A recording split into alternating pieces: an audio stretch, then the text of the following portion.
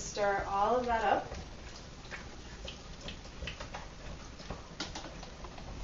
And then I'm going to start adding flour. This is 4 cups of the flour. Okay. Unbleached bread flour. Bread flour, you can use all-purpose.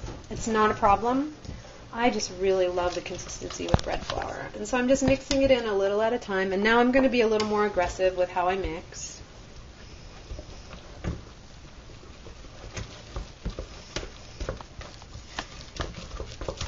Because it started to break the gluten down. This is the pre-kneading process. And just a spoonful or 2 at a time? And Yeah, just because it's easier to tell where you're at. And it won't get too dry. The bread won't get too dry, and it's easier to tell when you're ready to get into kneading.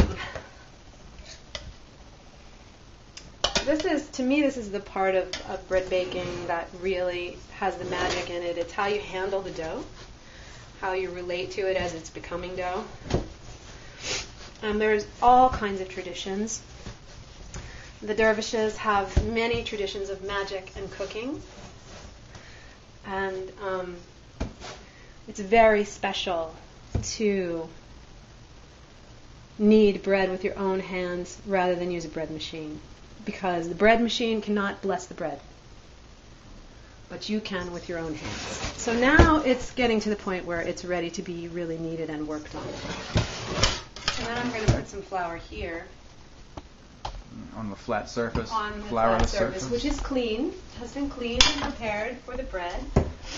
And in the process of cooking, every really good cook knows that. They may or may not call it that, but every really good cook knows that at some point in the cooking process, you're blessing the food. You're blessing it by the way you touch it, your attitude towards it, the energy that's in your heart that comes down your arms naturally into your hands. In Asian countries, it's called chi, life force, energy, whatever you want to call it, it's there.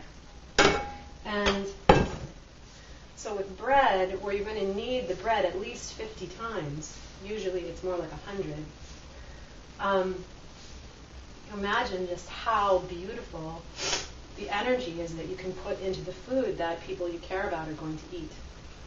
And it can even go with emotions, like when you're cooking angrily, or if you're happy when you're cooking, or Yes. Do you remember if you're rushing or in a hurry. Did you see the movie like Water for Chocolate?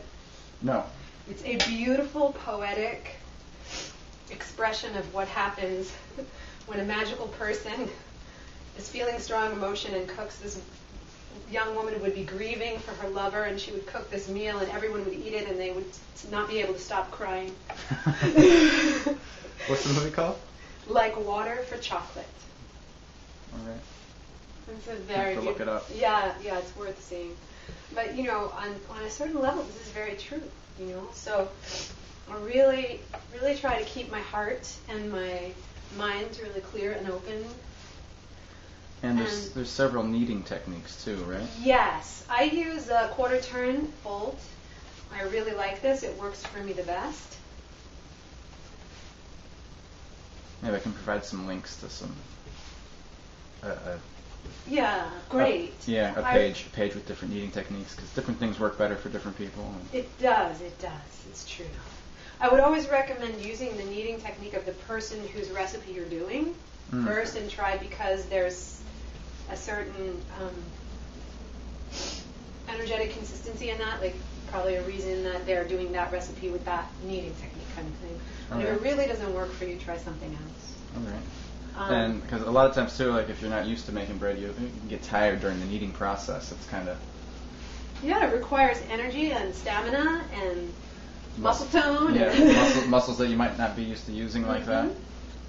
And you can get over the bread too. Like if your dantian, if the energy center in your body is over the bread, it makes it much easier. Then you're putting your whole body into it. You're pushing with your legs and moving forward like that. The important thing is to notice, like, this dough is staying very soft. I've been baking bread for 20 years. If not including the messes I made in my grandfather's kitchen when I was a little girl. But the process of kneading can create a problem with the flour where the gluten resists you. And what you will experience when that happens is that the dough will become hard, that it will push back, that it will become a great effort. At that point, the best thing you can do is just rest the dough. Give it a break. Give it a break. Cover it with a kitchen cloth and let it sit for 10 minutes. And it will relax, and then you can work on it again. And that came from my grandfather, that lesson. So, but bakers know this.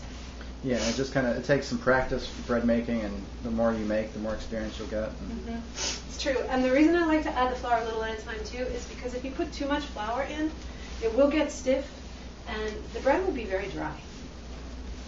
The nice thing about sourdough is it tends to be a moist bread no matter what. It tends to be much more moist than yeasted bread.